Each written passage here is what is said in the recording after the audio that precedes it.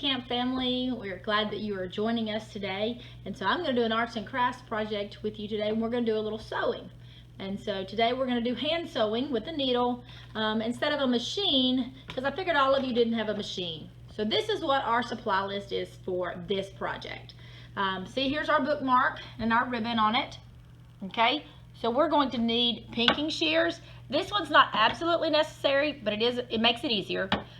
Thread that would match, a pair of just regular scissors, and then you're going to need some thread, or excuse me, some ribbon. It's going to be small pieces, whatever matches to your fabric, some scrap fabric, and then of course you'll need your needle that goes with it, and that's all that you'll need to make your hand sewn bookmark.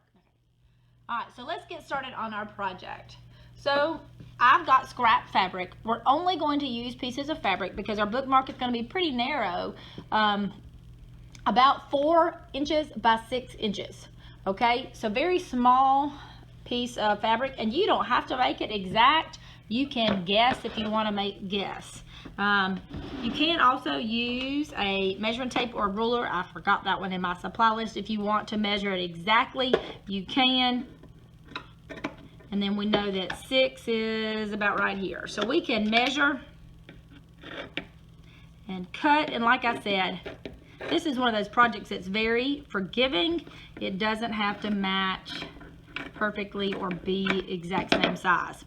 All right, so that's my fabric. Now I've chosen this pretty polka dotted color. You can choose any kind of color that you would like.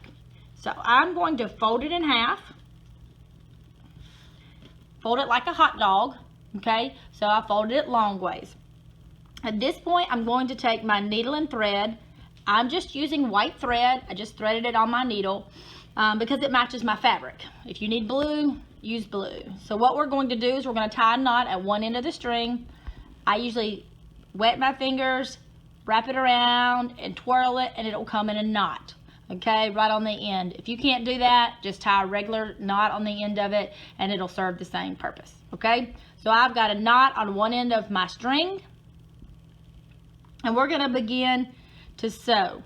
Now, so we don't forget, we need to pick out some ribbon. So I'm going to use this striped ribbon. There's no set measurements here. You can use, it's probably about 2 inches, and you want to tuck them in to your ribbon, or into your, your bookmark. Now, I'm going to start on the end that has my ribbon attached to it, just so I don't forget. But if you start without them and you get to the other end, you can slide them in the other end too, because there's not necessarily a top and a bottom before you put the ribbon in, okay? So I'm going to put my needle up and through. Obviously, I tied that knot, and so my thread caught, so you can go up and down. It's a little tricky holding on to your ribbon, but you'll make sure you go through your ribbon, and you can go up and down several times before you push it all the way through. And then you can push your needle all the way through, okay? And see, now I've caught my ribbon, so my ribbon's going to stay in place. So you just pull it, make sure it goes all the way through. And now you're going to begin to go up and down, all the way down the sides. Don't get too close to the edge because, oh, I pulled my thread out of my needle. Because like I said, we needed some pinking shears. And so you're gonna trim the edges with your pinking shears so it does not fray on the edge. Now I've already got a knot, so I've already started, so I don't have to retie my knot on the other end. It's still in my fabric. I just gotta keep my thread inside my needle here. All right. So you're going to continue to go down and up, down and up, down and up until you get all the way down your piece of fabric. Like I said, you can do it several times before you pull your needle all the way through. Make sure you're pulling on your thread so that you've got one layer of thread, not 2 layers of thread through all of your fabric. But I'm just going down and up, down and up. And there's definitely more than one way to sew this project. This is just the way we're doing it today. If you have a sewing machine, you definitely can sew it on the sewing machine. It is definitely much quicker. It makes even stitches, but this is a project you really can do with hand sewing techniques as well. So I went across the end. This time I don't have the ribbon to worry about, but like I said, if you forgot on this end, you sure can stick them through the other end. Now I gotta be careful here, I'm gonna lose my thread again. You want to do it a couple times in the same spot. If you're on your sewing machine, it's what we call back stitching.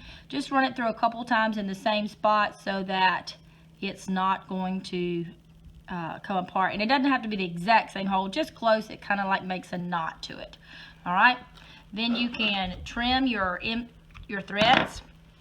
And now you've got your bookmark. But I told you we needed our pinking shears. So in this case, these are pinking shears. Your most common pinking shears are cut with little triangles or diamonds, if you want to call them that. But they also make some other pinking shears that might have other shapes. These are scallops. They have round edges on them. Some of you, I call them crinkle cut scissors. They're not necessarily fabric scissors, but they have shaped edges. If you have some of those, you are more than welcome to use those as well. So what you're going to do is you're going to be careful not to cut your stitches, and you're going to trim your edges you have. And I may have sewn a little close to my edge here. This keeps the fabric from fraying. I'm trying to line up my designs a little bit. And so you can go around your bookmark. Now you notice that I folded our bookmark in half, so you don't want to cut that edge because obviously we're getting stitched down that edge, okay? So if you want to cut down this side to make it look identical, you would need to sew down this side as well. Here you go. Here's your bookmark that you have, or Bible marker, and we need you to share it. So you can email it to us at camp@campcrosspoint.org.